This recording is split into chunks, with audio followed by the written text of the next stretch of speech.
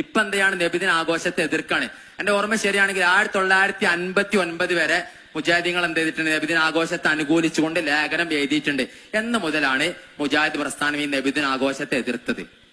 അത് വിദഗ്ധാണെന്ന് ആ നിലക്ക് തന്നെ എന്നാണ് വിദഗ്ധാണെന്നുള്ള നമ്മൾ പറഞ്ഞത് അന്ന് മുതൽ എതിർക്കുന്നുണ്ട്.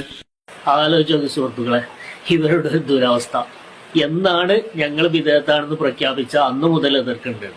അല്ലാതെ ഇസ്ലാമുമായിട്ട് ഇവരുടെ എതിർപ്പിന് യാതൊരു ബന്ധമില്ല.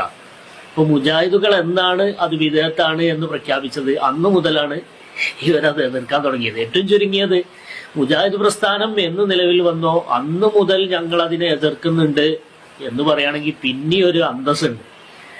അങ്ങനെ പറയാൻ ഇവർക്ക് കഴിയില്ല.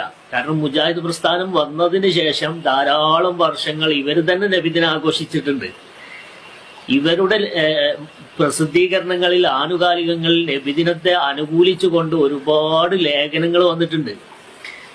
ഇത് ഇന്നലെ നടന്ന മുഖാമുഖാണ്. എന്തൊരവസ്ഥ നോക്കണേ ഇവര്. അത് ചോദിച്ചപ്പോ ഫൈസൽ മൗലവിന്റെ മറുപടിയാണ് ഇതിനെക്കാട്ടി വലിയ രസം.